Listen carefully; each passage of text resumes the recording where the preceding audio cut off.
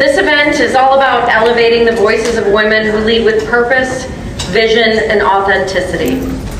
We know that leadership isn't a one-size-fits-all, and today we have the incredible opportunity to hear from 4 dynamic women who've built their careers across several industries: corporate, legal, healthcare, and hospitality, and who each bring a unique perspective on what it means to lead in today's world. Our panel includes CEOs, entrepreneurs, and professionals who have not only broken barriers, but are lifting others as they climb. You'll hear insights, stories, and advice rooted in experience, and I have no doubt that you'll leave inspired, encouraged, and maybe even challenged to think about your own leadership journey in a new way. For the gentlemen in the room, you are brave. Not just for attending a luncheon where you are clearly outnumbered, but for recognizing that empowering women is a shared responsibility. So let's dive in and get to know our panel. Welcome, ladies. We're going to start right here. Violet Sistovaris. Violet most recently served as Executive Vice President and Chief Experience Officer at NIPSCO. She played a key role in the company's transformation efforts, leading communications, customer service, HR, and DE&I across NIPSCO companies. Prior to that, Violet served as president of NIPSCO and was instrumental in developing energy transition strategy that continues today. She considers co-founding NIPSCO's Women in Leadership platform as a key achievement. Violet was inducted into the Business and Industry Hall of Fame in 2024. Next, we have Janice Ryba. Janice is the longtime CEO of Powers Health, St. Mary Medical Center in Hobart, and is a highly respected leader in healthcare.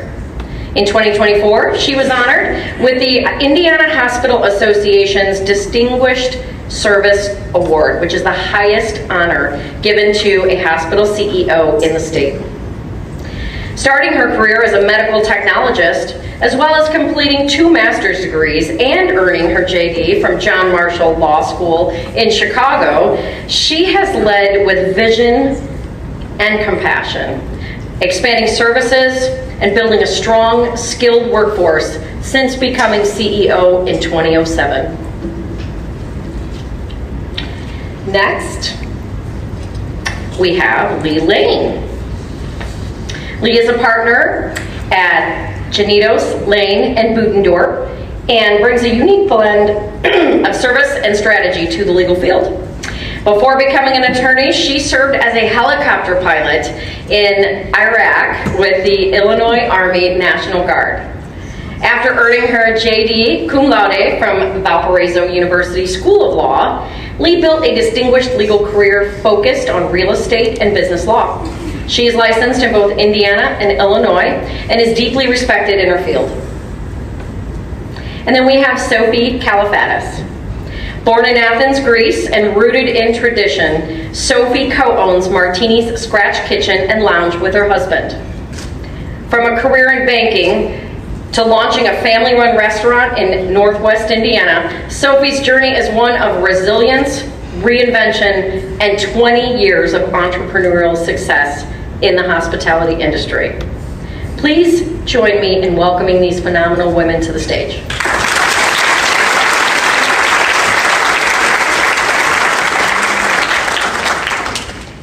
All right, so let's kick this off.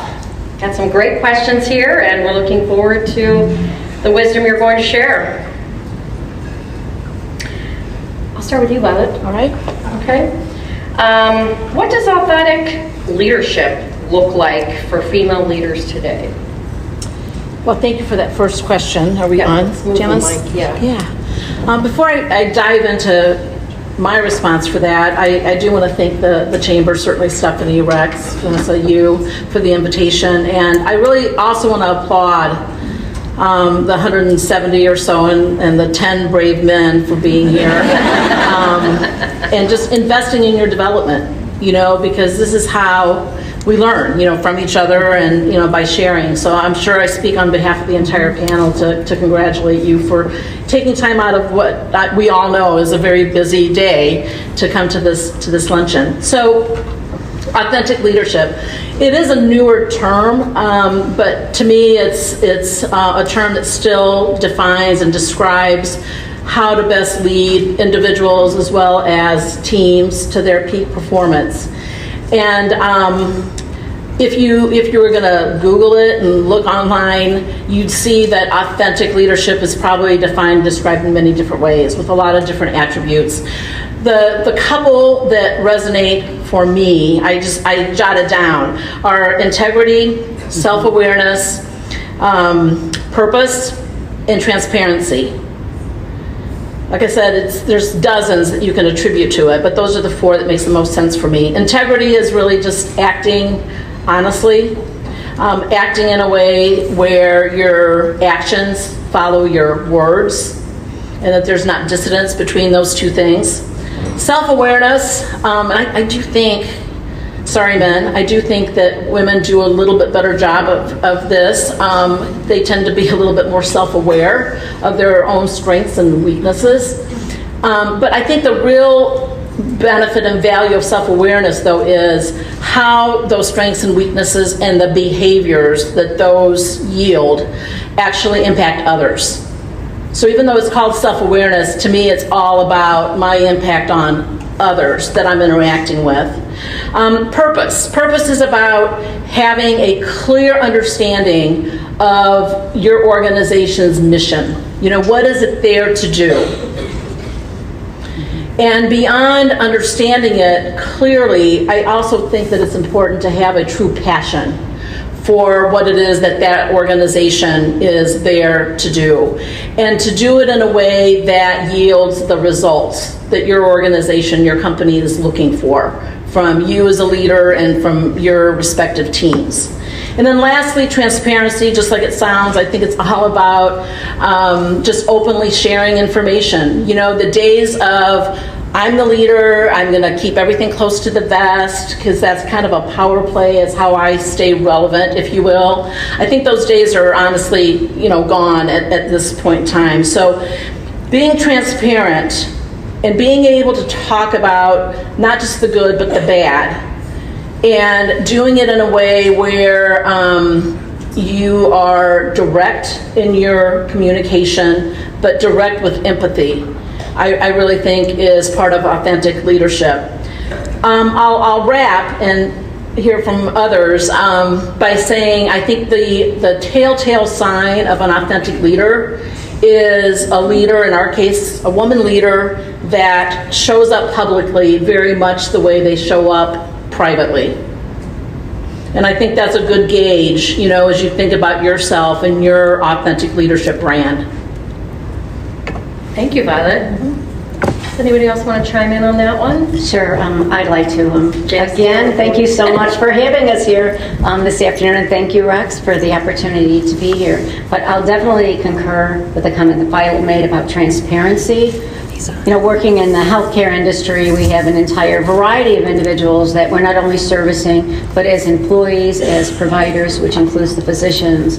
And transparency for us is critical. In my own experience, what I like to share with our team is you're always making some tough decisions, but it's critical that down to the staff level, they understand the why. There's always a reason you made the decision, and it may mean many times some individuals don't agree with the decisions that is made, but for us really emphasizing that at least if they know that there is some thought behind why it occurred, so that for me is very meaningful from a transparency standpoint. The other attributes I would say are vulnerability. Some might view this as a weakness, especially for women. If you make yourself vulnerable, and my view is it takes down those emotional walls, and it really opens up communication with others to bring you to the right conclusion, especially when you're sitting in an executive role. And last but not least, to be humble. None of us will know everything ever, facing the music there, but I think it's really important. I think it represents you well. And we're going to talk about presence next, and I think that's an important part of an attribute also in leadership. I don't. You have your own. Does it work? Yeah. So I agree with everything you've said. The one of the things, though, that I do think is I don't think there's a gender difference in leadership. I think that a good leader as a man has the same qualities that a good leader as a woman does. I think that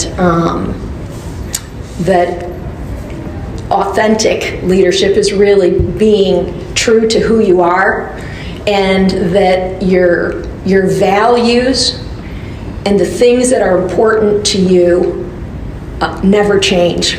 Your leadership style may change a lot, but the things that you value are the things that direct that. And for me, I'll tell you a quick, short story.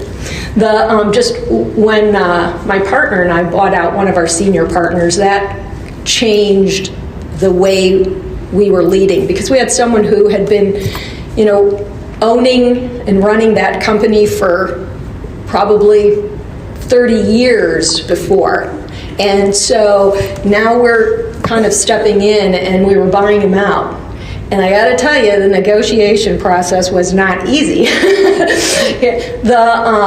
And there was a very difficult decision about whether we were going to buy him out. Whether it was worth it or whether we were going to just go work for somebody else. And one of the things that was a turning point for me especially was the staff that was there.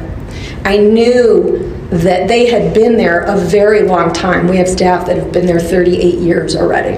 And I knew that they were not going to start anew in another job for another company and have the benefits and the things that they had with us, the freedom, the flexibility.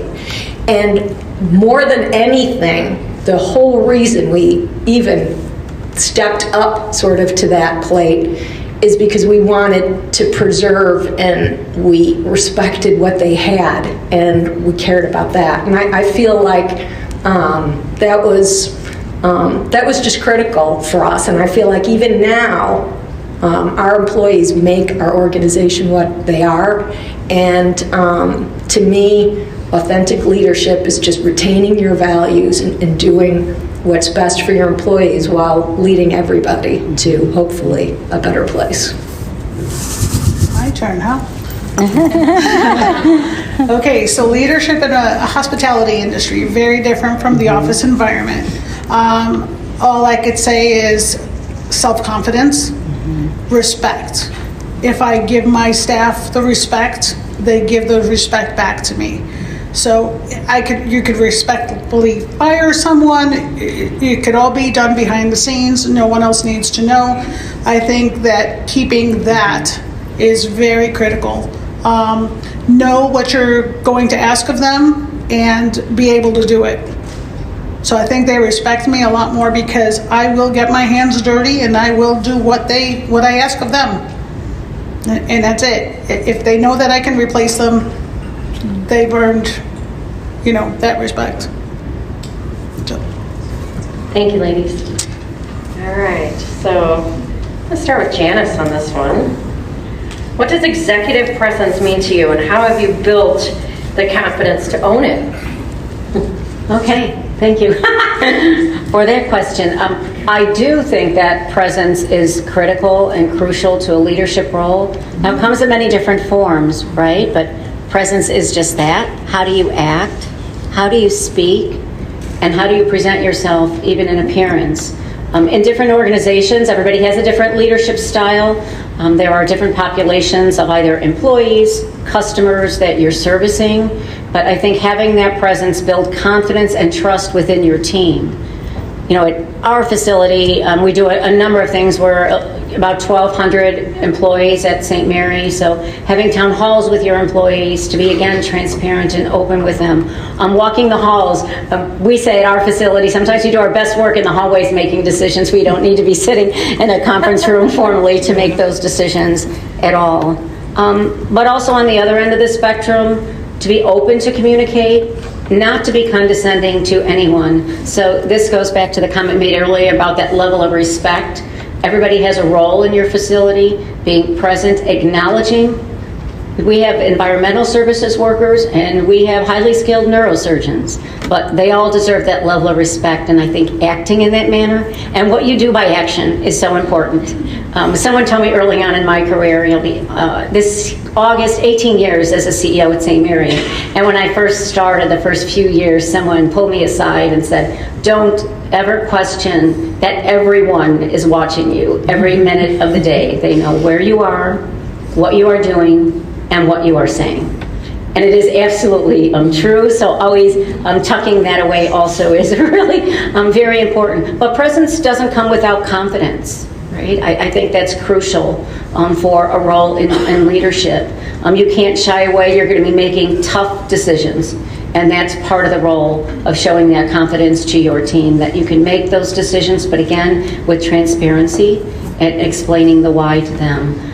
It's been an interesting environment in healthcare, exposed in many different arenas, everything from legal contracting to the clinical side of practice, as well as understanding what food and nutrition does, what some of the environmental services does. So hosting, spending the time. We have breakfast with administration. We honor our highest performing employees, so they have time to visit and talk in an informal manner also with their peers to understand what's going well, what do we need to improve as an organization. And that also is another attribute or example of presence overall. I brought something with me. I called it a little prop. So all of us in leadership know along the way, you've been exposed to different tests, emotional intelligence. I have this on my desk every day because it reminds me of what I need to work on and what I'm doing right. So when I took this test, this is our tiered 4 layers of what's most important that I'm doing well. And the first is my focus on getting it right and getting it right the first time. And that's about communication with everybody in the facility, getting many opinions, again, being present and listening very carefully. And then doing it now. You know, sometimes you can't delay in an organization making that decision to move you forward. And then I peter out a little bit. In a caring way, and last but not least, it's one of my goals, make it fun. Because sometimes there are very long days, just a grueling environment sometimes in healthcare, and that is one of my personal goals, is to learn how to make working every day more fun. I'm going to give you more. Anyone else? So, yes, I think executive presence is really also, like you're talking about, just being there. I know it sounds like a small thing, but a lot of leaders, might be busy doing a lot of things in different places, but they're not there in the office or in front of their staff. And I do think that's a really important place to be, because you're not going to get feedback. Of course, it's a lot harder when you have 1,200 or whatever employees, but I'm on a smaller scale. And so, much smaller scale. I think we have 8 employees, my partner and I. But I'm not going to hear their feedback if I'm not there. I'm not going to know what's going on in the rumblings unless I'm in my office and I hear kind of what's happening in different places. And so I do think it's important to be there and to respond to those things before they come to you, to try to make that plan and to respond in ways that you think will address problems before they become bigger. And confidence, I do think, is a big deal, but I think it's important to actually be confident and not to act confident. So if you know something and you've spent the time thinking about it, or you think you know something, and that you don't need to ask the opinion of 10 other people. Like I said, it doesn't mean you don't get the opinions, it doesn't mean you don't get input, but don't feel like you have to make everybody happy. I think that was said before already, to do what you think is the right thing to do. But if you don't know, if we don't know, right? If I don't know, I think it's perfectly okay to say, I don't know if this is the right decision. Here's some things that I'm not sure about, and if it doesn't work, we can pivot, we can shift, we can do something else. A lot of times I think it's easy to think that whatever decision we make is final, so it becomes a bigger decision than it needs to be. There are big decisions that take a lot of work to change, and so those are slower decisions that take more time, but there aren't very many decisions in life that can't be changed. So if something doesn't work out right, we shift. So hospitality industry, let's look at all the absentee ownership. It doesn't exist.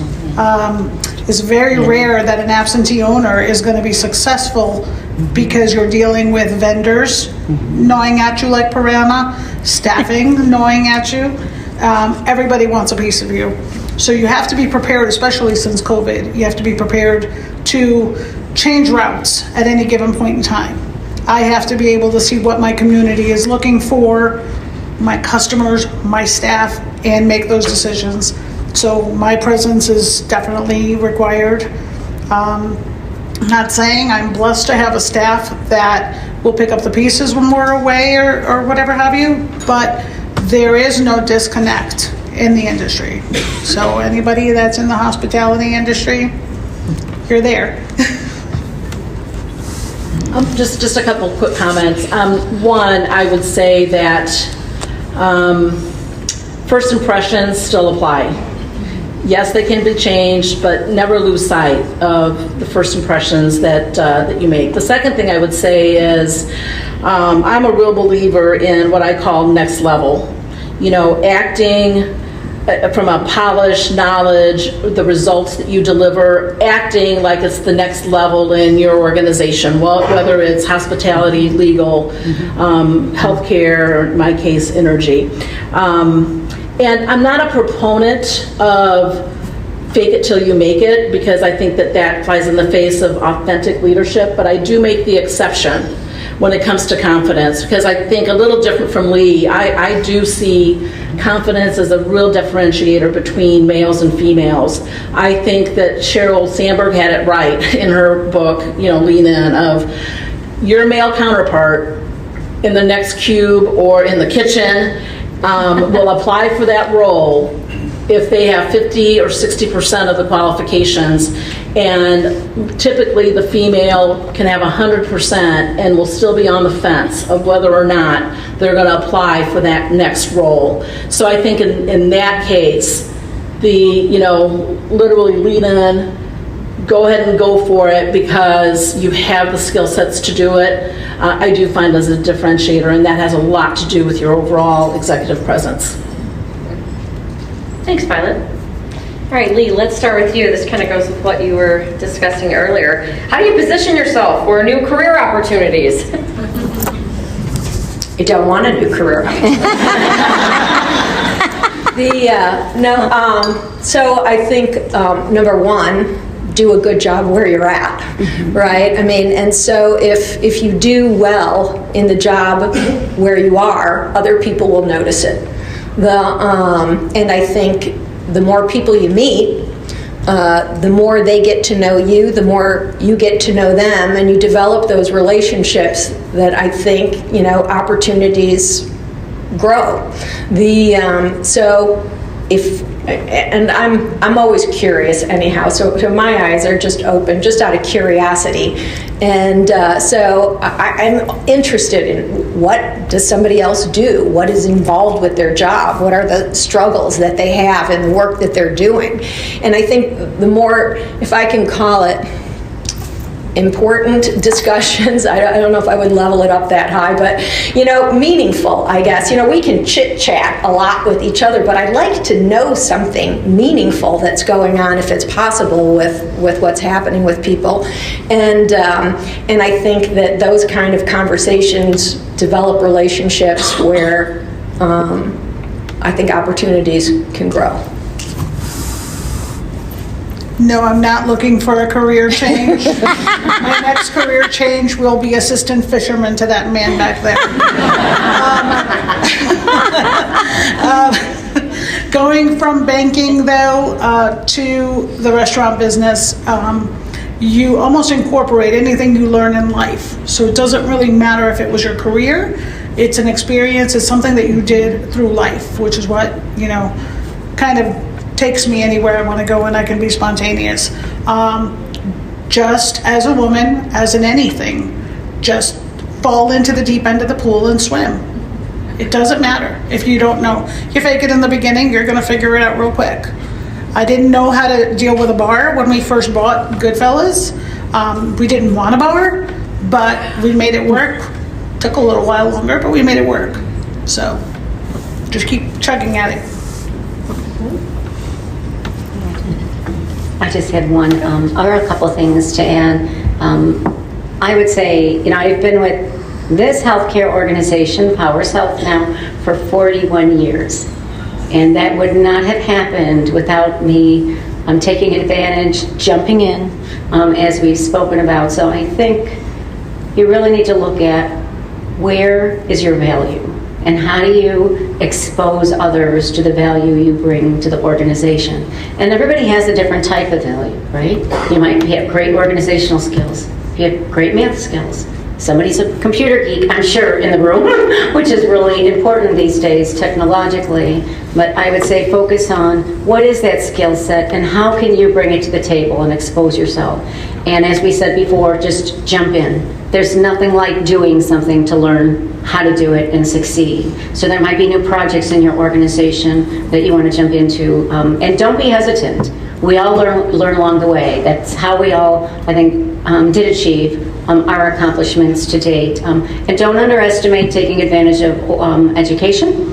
There are many organizations that support you to that end, and certainly that big lean on your family that you're going to need to get you through it. But I would say the value, and then be an individual that your organization can trust. I don't want to underestimate that trust issue, because if you don't have that as a foundation, you might not be as successful in your career path. Thanks, Janice. All right, so Sophie? Hi. All right, so how have mentors played a role for you? So I've thought long and hard about this question because I really haven't had the traditional mentors. My mentors were my mom and dad. They taught us that no matter who we were, that you had to make it happen. There was no failing. There was no stepping back.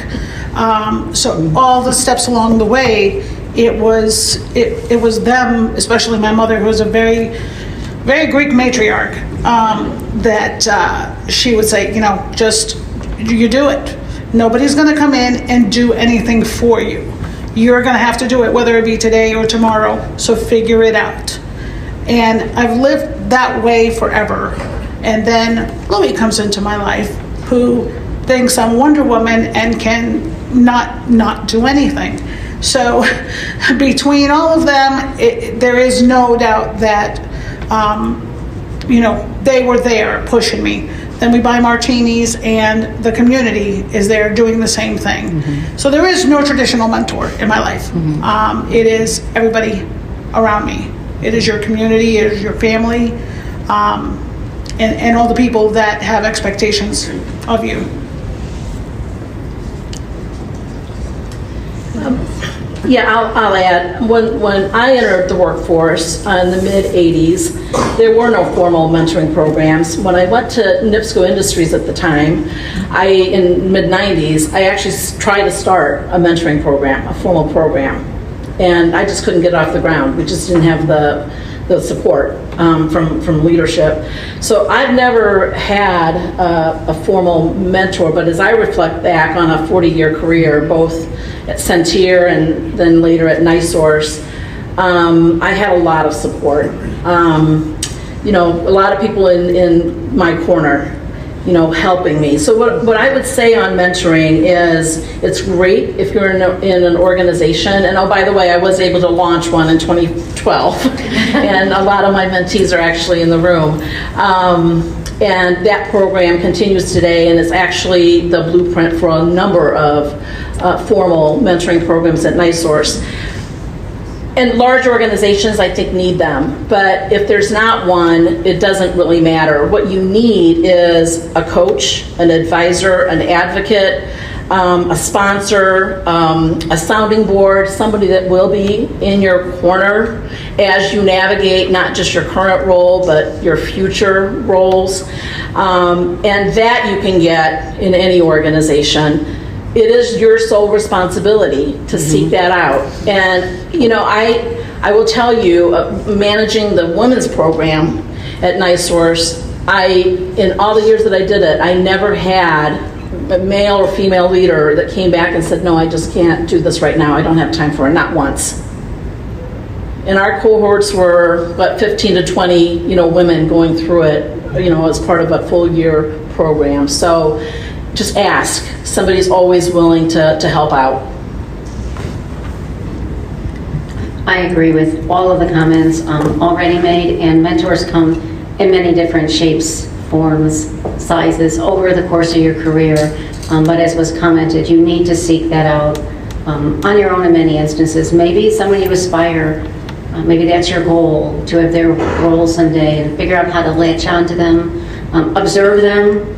Right? I was in a leadership group in Chicago for many years. I was the only woman in the group, and if I had to think back on who helped me and mentored me, that group definitely did, because you're sitting in a group of all men. They owned large businesses, international businesses, and they tended to be the individuals that you reached out to offline to get some guidance, and really helped me build my leadership skills outside of the healthcare industry. And sometimes your mentoring comes outside of the world of work that you're working in, and tend to be even more helpful in your leadership building.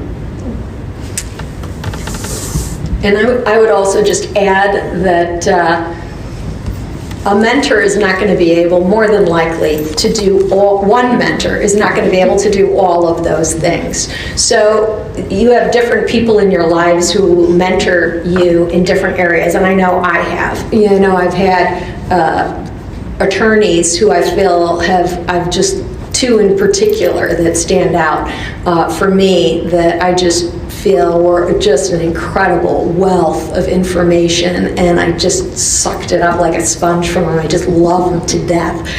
And Barb Young was a huge mentor to me.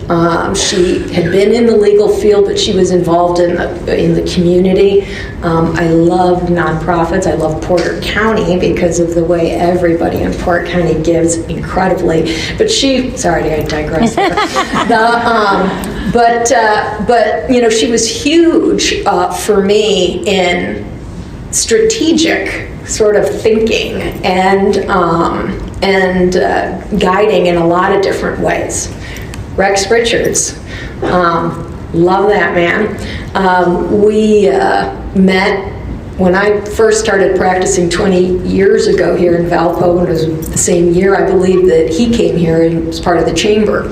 And Rex has just been a tremendous friend to me in the business community, and I felt just open doors and opportunities. And I think that's really what mentors do, is they open doors for you, you know, and give you insight, and yeah, I don't know where I'd be without them. All of them. All right, now we have the absolute burning question, and I can't wait to hear the responses of this. Can women have it all? Violet? Oh, all right. Well, I actually do love this question, and I will say that this is the one area that the woman that I co-founded our Women in Leadership program at NISource, she was our chief legal officer, Carrie and I completely disagreed on. So for the NIPSCO and NISource women, you know, it wasn't a drag-out fight or anything, but I know you've seen this debate on stage. Carrie, and if you knew Carrie, this won't surprise you, she always had this emphatic yes. You know, like, I can do anything, I can have everything.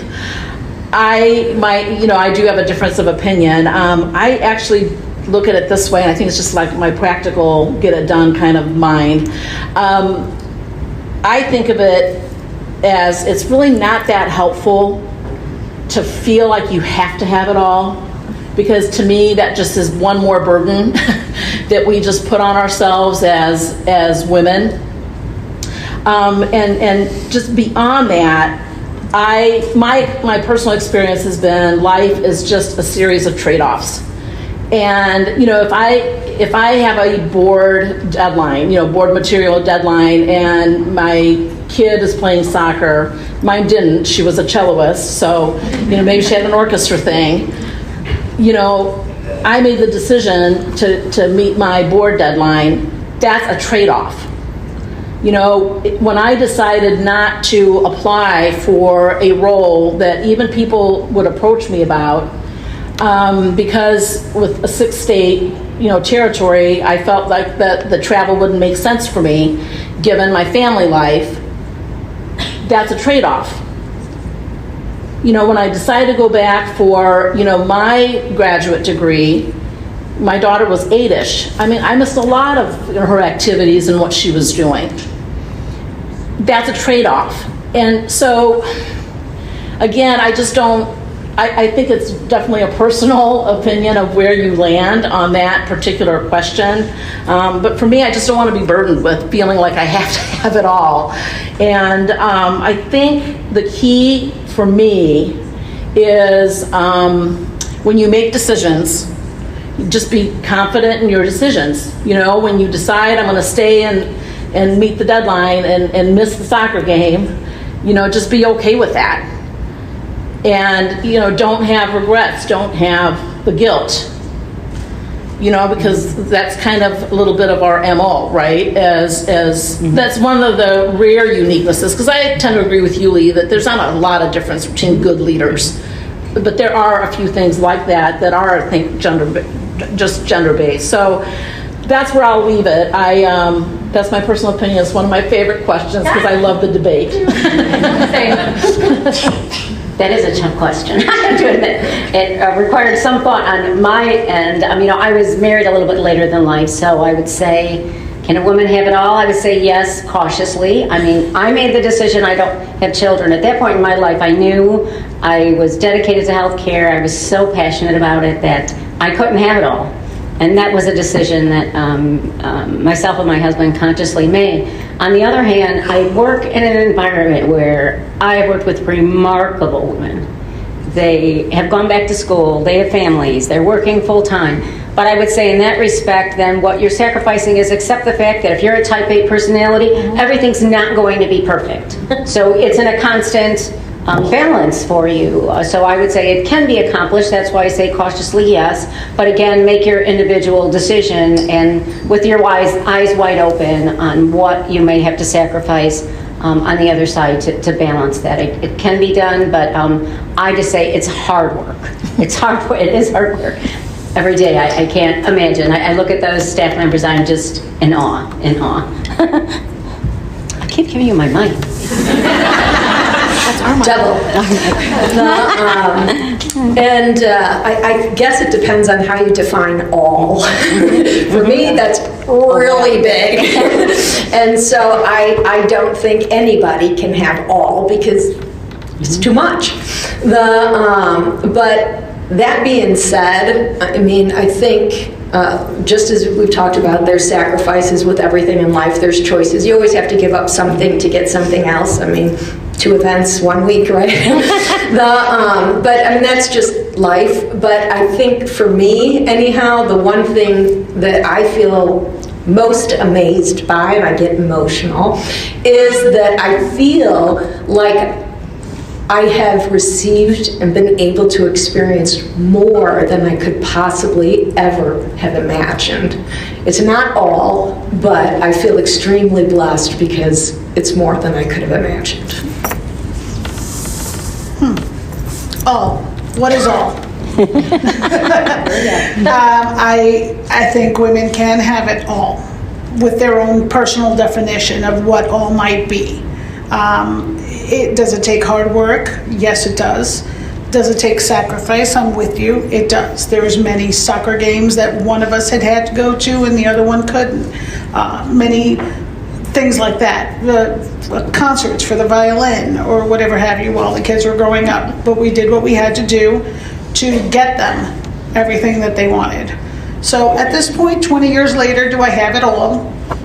We've been successful at Martini's, and I have 2 awesome adult children that are respectful and healthy, and one's almost done being an ocular oncologist and another one's a teacher. That's all I need. Just a bigger boat for my husband so we can go fishing. Working on that. Great answer. All right, what's one last piece of advice that you would like to leave with our attendees today? Look in the mirror. You can do this. Mine would be build strong relationships now. They will sustain you. They will help you through all of the challenges you may face on your healthcare career path or in life. I don't want to be the last one. I would just say take risks. You know, don't be afraid. Jump off the cliff. Take risks. I have so many, but the one I landed on, because Lift and Lead event, is be the leader that you yearn to have. I mean, think about today. Again, whether it's at the restaurant or in a home or in a hospital, look at who's around you, not just your direct leader, but just the leaders in general. And when you find yourself, and I know we all do it, when you find yourself going, I can't believe he or she did that, I would never have treated a team member that way, or I was really bothered by how that came across personally, follow your own advice and don't do that. My point is, you're in learning mode at all times. The reverse is, if you look at one of those leaders and you think, gosh, they are so darn good at X, fill in the blanks, influence skills. I had a CEO and I thought, oh my gosh, he is masterful at communicating and getting the word out. Crisp, concise, the plan is the plan is the plan, he would say. And that became like a mantra in the organization. And but the charge is, well, learn from that. Continue to observe him or her, get some help, go to your mentor, get some formal training, if you will. But if there's a skill, a behavior, an attribute that, just really makes sense and looks really, really good to you, you have to go for it. I mean, that's what development is all about. So I think that's what I would leave you with. I think we all know what good looks like. We all know what good leaders look like. And so that's the thought I would leave you with, is be the leader that you yearn to have in your current role.